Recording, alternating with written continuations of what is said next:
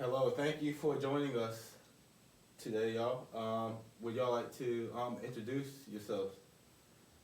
Well, my name is Andy. I'm a D1, entering my second term.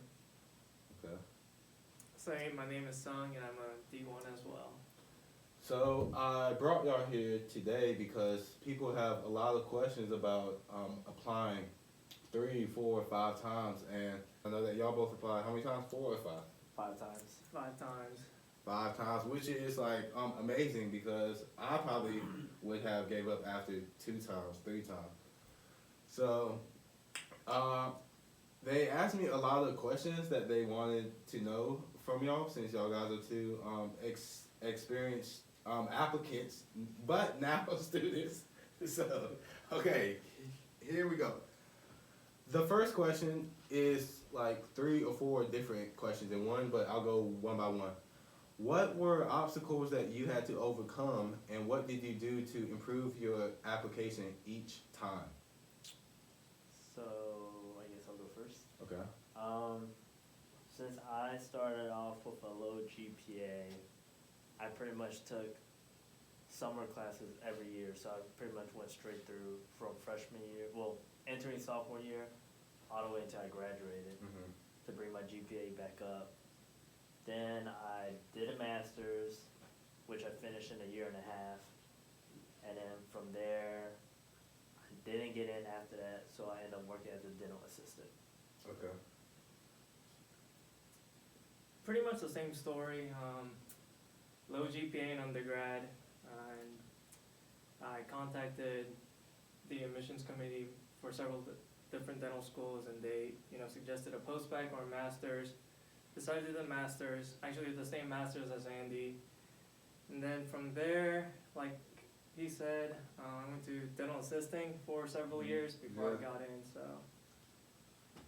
Thank you. So, did y'all have to change your personal statement every time, or how did that go about? I changed it, well, not completely, but I tweaked it every cycle. And I added anything new I did and like the experience I learned from that. Yeah, I mean, I kept the theme pretty much the same, but like you said, update it. Definitely change it. You don't want to submit the same thing. Yeah. They'll see that, so. Okay.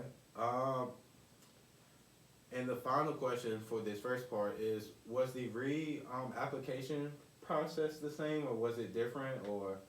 It was different. When I first applied, they didn't have like the supplemental questions at the very end.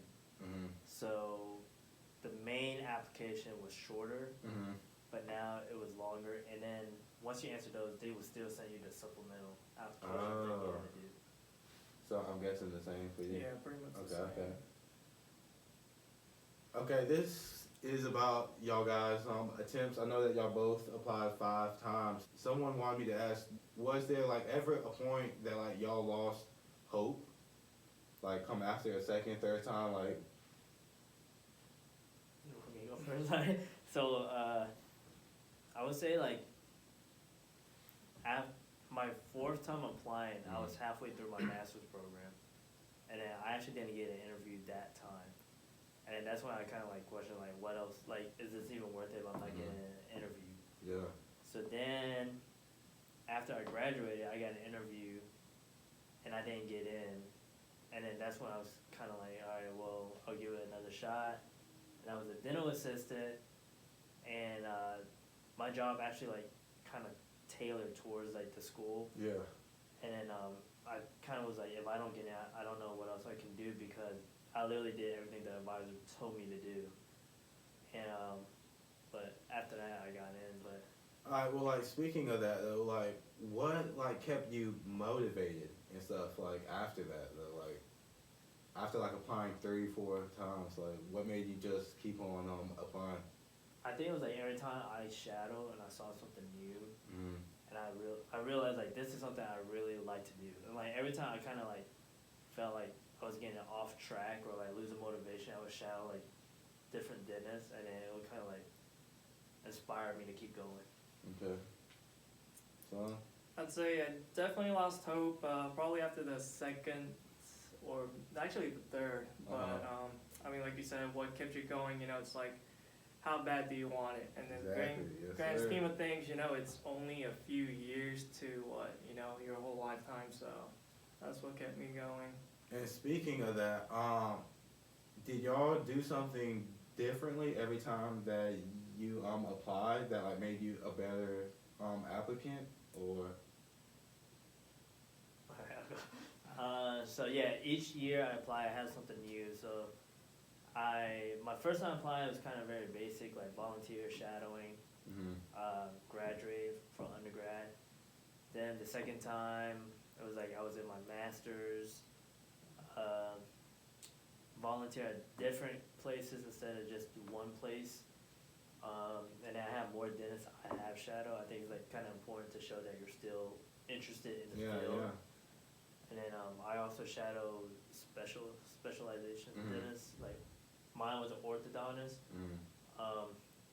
My academic letters stayed the same, but my dentist letter recommendation was different. Changed. Okay. And, yeah. For me, all my letters stayed the same. I'd say for the most part, everything was the same, but like Andy said, I kept adding stuff every year, whether it's, volunteering or shadowing or just anything. But yeah, I mean, not too different, but I kept working as a dental assistant, and I just, each year, more, more volunteer events and such. So y'all guys basically answered this, but like, what did you do after undergrad to make you a more competitive applicant, since y'all both have low like GPAs? And y'all said that y'all did a master's, right? Yes. At State? Yes. Okay, and then y'all both worked as dental assistants? Yes. And you would say that would like definitely help you out? I would say one, like, you always want to add something new to your application every time you do reapply, whether it's like being a TA or just something like that. Yeah. But that's always gonna help. For me, I thought like being a dental assistant isn't gonna like help you as much as you think it will, but I think it's more so like how you can explain in an interview like those experience, because when you go to dental school, they're gonna have to reteach you all the hand skills again anyways. But it's like kind of like these really special moments when you were working that's gonna make you like different from all the other dental assistants that apply. Yeah, I mean, pretty much what he said. After I, did the master's, as far as academic goes, that's all I could do. I guess I could take more classes, but I did pretty well in it. And then you gotta ask yourself, what else can you do? And so, like he said, working as a dental assistant or volunteering. Okay, that makes sense. So now this is for the DEAT. People want to know, how many times did you take it, and did you do anything differently to study to improve your scores? Yeah, so I took it 3 times. 3 times? My first 2 times, I actually scored the same score. Okay.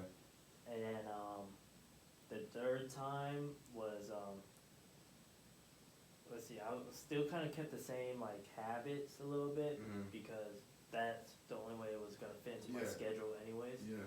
But I actually, for the reading, I actually just started reading random books, or just random things. Okay. So that helped me a lot. Gotcha, thank you. I took it twice. The first time was in, junior or senior in undergrad.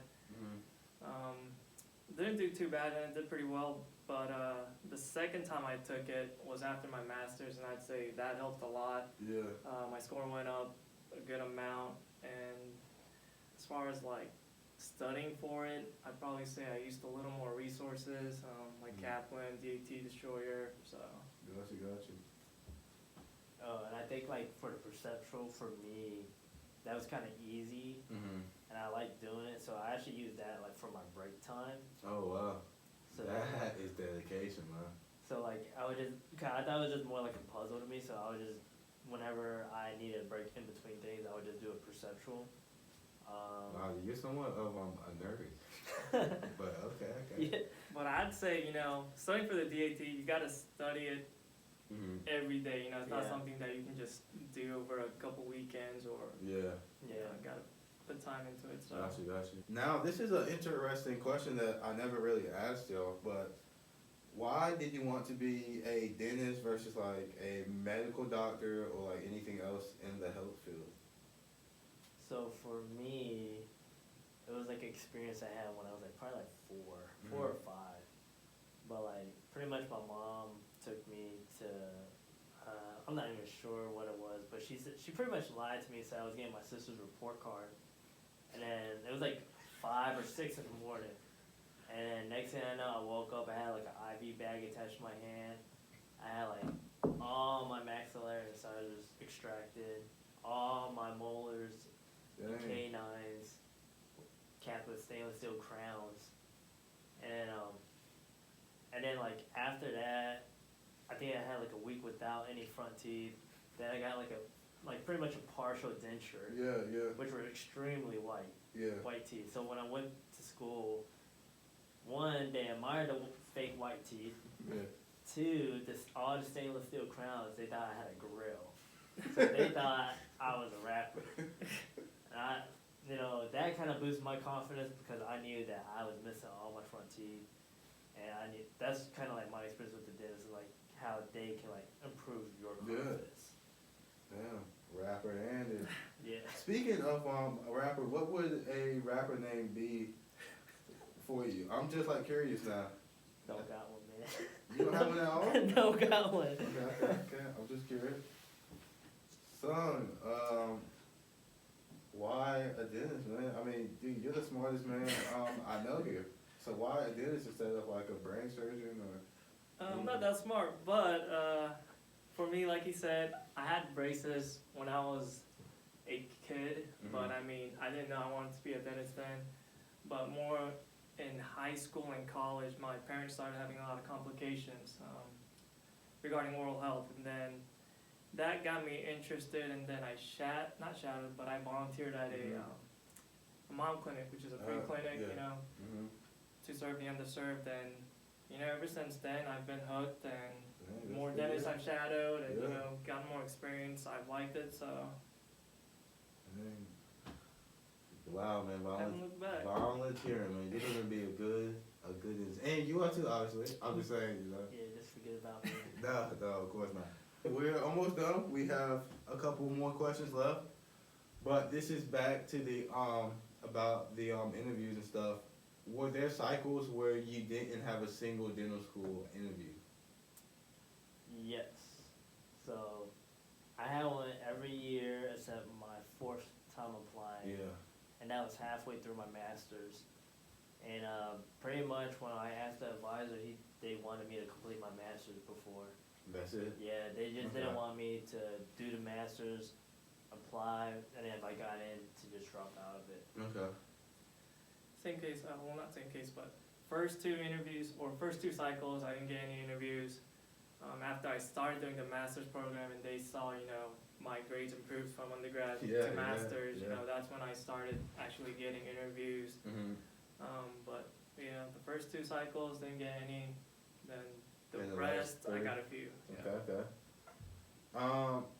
Also, they want to know, did the schools give you any kind of feedback, like, hey, we think you should do this, or hey, this would make you a better applicant?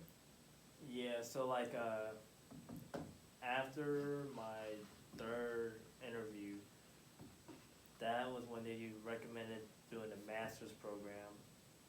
They said you can continue volunteering and shadowing. They wanted to see you still involved, but then they didn't. Like, you didn't have to do it to the extreme extent that a lot of people did, because I already had enough hours, but they just want to see me, like, kind of continuous. So you want your hours to keep going up. Gotcha. And then retake my DAT, which I did. That was pretty much it. Okay. I'll say yes and no, depending on the school. Some schools don't reply to you. Some schools might give you an email. I'd say other schools are a little more invested or proactive.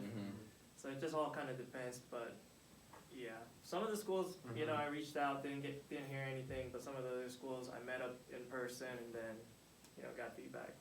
Also, they want to know during the interviews, like, did the faculty mention anything to you, like, hey, like, wow, like, this is your 4th, or like, this is your 4th time applying, or wow, like blah blah blah.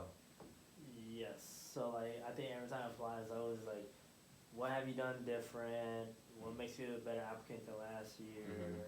What makes you better than like other candidates or applicants?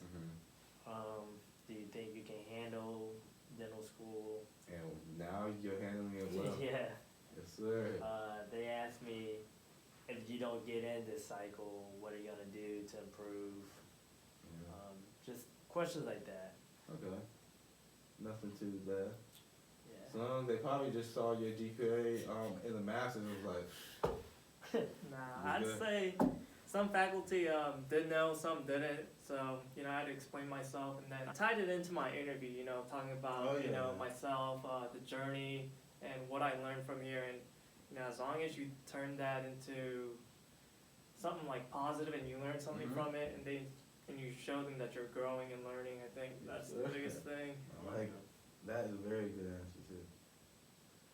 So, also people want to know, why did you get a master's versus just retaking the courses to like get a higher GPA? For me, I was already climbing out of a pretty big hole from my undergrad. So by the time I graduated, you know, I had pretty much an average GPA, but it wasn't nothing great. It was like a 3.1. Okay. And then retaking those courses wouldn't have helped me because I did really bad in my freshman year. That wasn't worth retaking. That makes sense. So Yeah. then I just ended up doing a master's. That way they can look at the master GPA versus the Versus your undergrad. undergrad. Smart. So, Kind of similar. For me, I had the option of doing a post-bac or a master's, and I just decided to do a master's to take more upper-level science classes to Mhm. show them, hey, I'm capable of handling these, you know. So, yes, but I think I don't know. It all kind of depends on Yeah, what each school is looking for. I had the option of doing a post-bac too, but it was gonna be another 2 years, and I'd rather just get a degree if I was gonna do this for 2 years. degrees. Yeah. Okay. Nice. The final thing is just, people would just like any tips or something you would say that would motivate the people or that would get them going. For me, I think you just gotta keep grinding. I think, you know, if you don't get in those times, but like you build kind of like that thick skin, and then like once you get in, you're really appreciative that you're in here, and you feel like really grateful and lucky to be here. So that like, in a way, it's like you're not like competing with anyone, but you're kind of like telling yourself, like you're kind of proving to yourself, like I earned this, like I worked hard to get here. You Like did work hard, and you are working hard now, and I'm very thankful to know you. I'd say, I don't know, just don't give up. I'd say dental school is very competitive, and a lot of students actually don't get in their first try. So it's just a matter of how bad do you want it. So yeah, if I can get in, then everyone can get in. Nah, man, I mean, you're pretty smart. But no, hey, look though, just so y'all know, this is the smartest man in the class. I'm just saying it. But all right, thank you for your time, guys, and I hope you have a great night. Well, thank you for having us. I know that y'all both applied. Stop.